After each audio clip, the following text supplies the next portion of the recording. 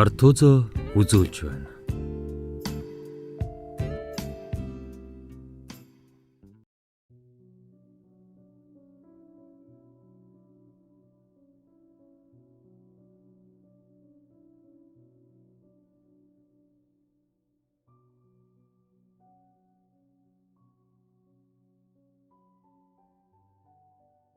Хойд аав. Олон жилийн өмнө аав ээжтэйгээ хөтөлцөөд шинэ хувцас авах гээд хөөр баяртай гүйж байснаа санддаг юм. Ээж маань жирэмсэн, аав минь цалин өмнөх өдөр нь буусан тул маргааш нь сургуульд орох хувцас бэлтгэхээр хөөр баяртай босоод л бид гурав зах руу явсан. Автобусанд суугаад л халдвартын эцсийн буудлын дээр буугаад тэр их хүл өмнө лөө ороод явна. Ямар их жаргалтай байсан гэж. Тэр тусмаа 2 хоногийн дараа эрдмийн хүүргөнд орж эрдэм сурахаар сурагч болно гэж бодохоор би гэдэг хүн үнэхээр их хөөрч байлаа. Өдөржин явж хувцас бэлдээд хоолнд орчход гуруулаа харихаар автобусны буудлын дээр ирлээ. Удаан хүлээсний эцэст автобус ирж тэнд байсан бүхий л хүмүүс тэр автобус руу чиглэлтэн сууна. Гэрийнхээ оролцох автобусны буудлын дээр буугаад гэртээ орох гэтэл зарим гэдмээр санагдаад аавыгаа зарим аваад өгөөч гэж гуйсан юм. Одоо болтол би яах гэж тэгж гуйваа гэж маш их харамсаж явдаг. Аав минь замын цаа талын дэлгүүрлүүгийн зарим авахаар явлаа. Аав минь хамгийн сүүлийн дүр төрх 2 гартаа торхтой зарим барьчаад ээж бит хоёр руу инээмсэглэн даллаж байсан төрх. Одоо хүртэл нүдэнд харагддаг юм. Гэтэл тэрний гайтай шин жолооч урсгал сүрэн ирээд аавыг минь машинаараа дайрчихсан. Муу аав минь 4 хоног эмнэлгийн орон дээр үхэл амьдралтай тэмцэж ухаангүй байсан ч ухаан орохгүй байсаар бурхны оронд заларсан. Ямар их энэ амьдралд үлдэхийг хүссэн болоо. Дүүгийн минь ямар царайтайг харахыг ямар их хүссэн болоо. Бидний аз жаргалтай амьдралыг үгүй хийсэн хүн одоо аз жаргалтай амьдраад л явж байгаа да. Би ааваараа хөтлүүлээд сургууль руугаа орно гэж боддог байсан. Сургуульд орсон өдрийнхөө маргааш аавыгаа үүрд алдсан.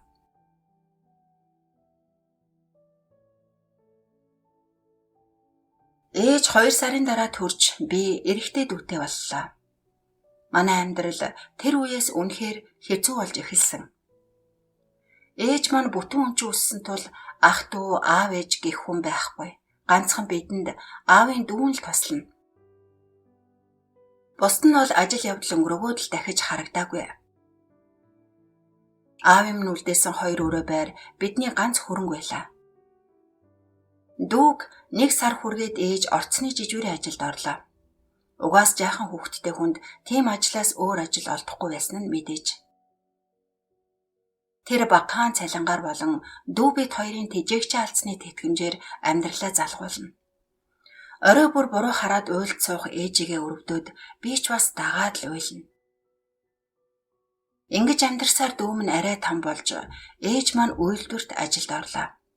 Арай өндөр цалинтай байсан тул бидний амьдрал хөөрхөн л болоод явчихлаа. Би дүүгээ цэцэрлэгтэн зөөж өөрөө сургуультай явна. Орой дүүгээ аавна, хоолоо хийн, гэрээ цэвэрлэнэ. Ингээ хэрнээ энэ эгчийнхээ ажил би чинь их дуртай. Яг л том хүн болчихсон юм шиг санагдаад үг хэл маань хүртэл хэвлүүхэн болчихсон байсан. Дүү маань эрэгтэй л дээ. Тийм учраас төрсөн цагаас нь хойш нэг ч удаа ирж үзээгүй эмээ маань дүүгийн 4 насны төрсөн өдрөөр нь ирлээ. Машин амттан гээдл надад нэг баар би бас амттан авчирч өгөөд ээжэд 20,000 төгрөг өгөөд ирж байж болох уу гэж асуугаад яваад өгсөн. Тэрний дараагаар ээж минь нэг л жаргалтай болоод байгааг би мэдэж байлаа. Дуу аялаад л, нүрээ будаад л, гэрээс гарахдаа толны өмнө эргэлдэж л гардаг болов. Яг л миний бодож төсөөлснөөр нэг орой урилгагүй зочин бидэн дээр ирлээ. Нэх өндөр бор ах, пальто өмсчихсэн. Өөрт нь нэг их зохиогүй саарл малгай тавьчихсан. Тор дүүрэн зүйл бариад орж ирсэн юм. Дүү бид хоёр ч нөгөө хүнийг харснаа буцаад өрөөлгөө гүгээд орчихсон. Ээж бид хоёрыг дагуулж гаргаж ирээд гал тогоонд дөрвөл хамт хооллоо. Өнөөх ах их эв хавгүй бидэнтэй ярих гэхээр үг нь эвлэрч өгөхгүй сандарч байгаа нь харагдана. Дүү бид хоёрч авчирсан амттанг нь цааш нь далд хийчгээд өрөөндөө ороод дүүгээ унтуулчаад би хичээлээ хийлээ. Нөгөө ах явж байгаа бололтой. Хаалга хаагдаж ээж хаалгаа төгчгөн сонсогдлоо. Ээж миний толгойг илээд хичээлээ хийж байгаа юм уу? Миний охин үнэхээр мундаг шүү. Ээж нь чамайг байхгүй байсан бол яаж амьдрах байсан болоо? Ээж, энэ ахын юм бэ? Ээжийнх нь найз байгаамаа. Ахаад ирэх үү? Магадгүй яасан миний охин ирүүлмээр байна уу? Үгүй яах юм? Гурвуулаа сайхан амьдрий. Гэхэд ээж намайг үнсчгээд одоо эртхэн унттаа гэд гараад явсан. Хэд хоногийн дараа ахаад л ирлээ. Энэ удаа надад ном дүүд маань модон машин авчирч өгөв.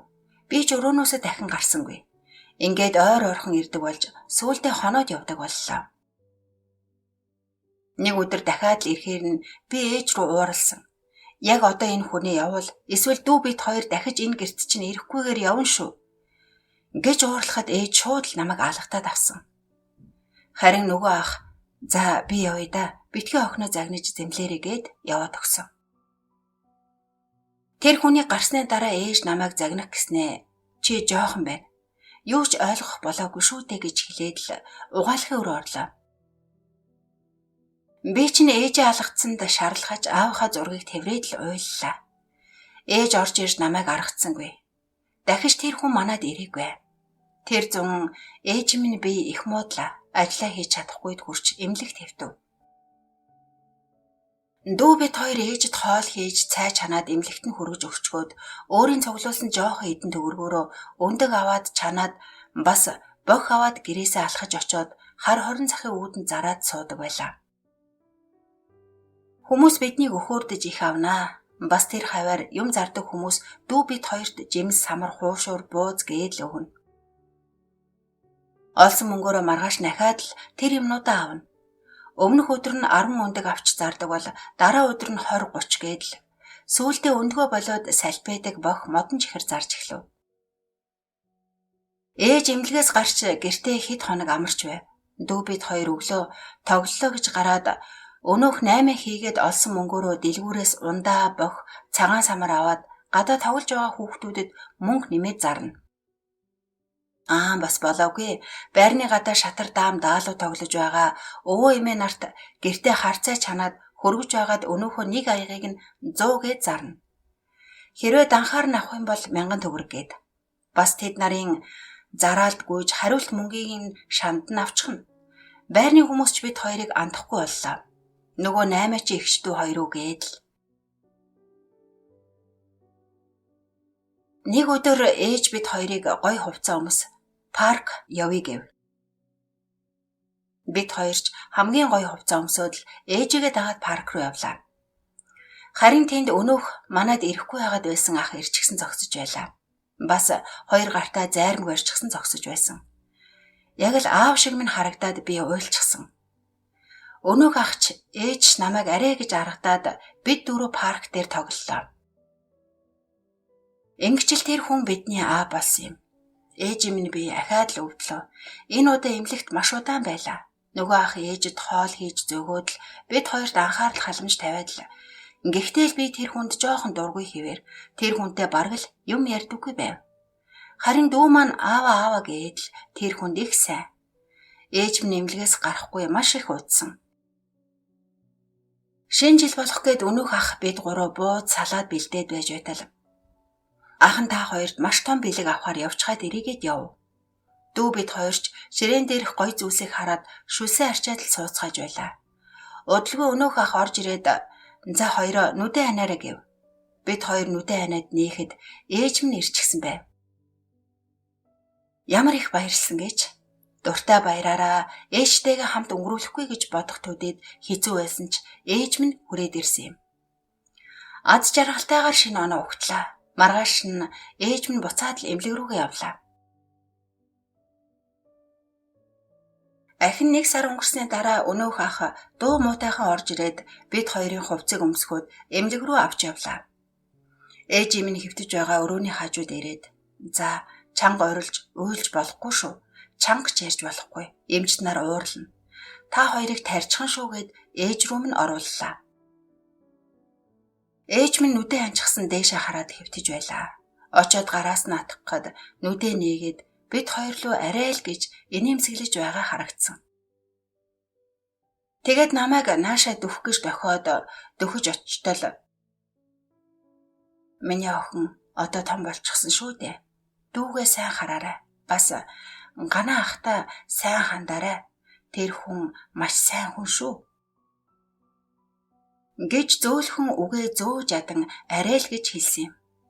Ингээд намайг үнсэж дараа нь дүүг нь үнслээ. Би түүний гараас чанга атгаж байсан ч түүний гар гинэт сул болоод гарраас минь мулдарчихсан. Ингээд л эмч нар гуйлдэж нөгөө ах бид хоёрыг гаргаж дүү маань юу ч мэдэхгүй над руу л харж намайг даган уйлна. Ээж минь бурхан болж харин нөгөө ах бид хоёрын асран хамгаалагч болсон юм. Үнэхээр л ээж минь хэлснээр тэр хүн маш сайн хүн байсан. Намайг их сургууль төгсгөөд дүүг минь гадаад руу сурахаар явуулсан. Харин өнгөрөгч 100 би хормой хийхэд би тэр хүнээр хөтлүүлсээр нөхөр дээрээ очсон. Би тэр хүнийг ааваа гэж нэг ч удаа дуудаж байгаагүй. Дуудмаар байвч муу аавыгаа бодоод үнэхээр чадахгүй байдаг байсан юм. Тэр хүн дүү бид хоёрт ямар ч өргөй хэрнээ үргэлж дүү бид хоёрын төлөө л гэж амьдарсаар өдийг хүрсэн. Харин түүний гараас хөтлөөд нөхөрлүүгээ алхаж байхдаа л би "Баярлалаа ааваа" гэж хэлсэн. Гэтэл тэр хүн уйлж намайг үнсээд "Охиноор ааваа" гэж дуудуулахад аавынх нь амьдарч байсны утга учир гарчээ гэж хэлсэн. Би түүнийг зөндөө зовоосоо "Та миний аав биш, битгий миний амьдралд оролц" гэж байнга орилж хашгирддаг байсан. Муу хүүхдүүдтэй нийлж муу зүйл рүү явж байхад тэр хүн л намайг зөв зам руу чиглүүлсэн. Би тэр хүнд нөхөж болшгүй их өртөө хүн гэдгээ өдийн насн дээрээ л ойлгож байна. Ээж минь өвхөө мэдээд бид хоёрыг асрамжийн газар үлдээхгүй тулд энэ хүнийг бидэнд үлдээснийг би том болоод л ойлгосон. Ер нь тэгээд хорвоо дээр муу хүмүүс байдаг ч түүнээс илүү олон сайн хүмүүс байдаг юм шүү гэж энэ түүхээ орууллаа. Аава, би тандаа маш их баярлаж талархаж явдаг юм шүү. Бас тандаа маш их хайртай.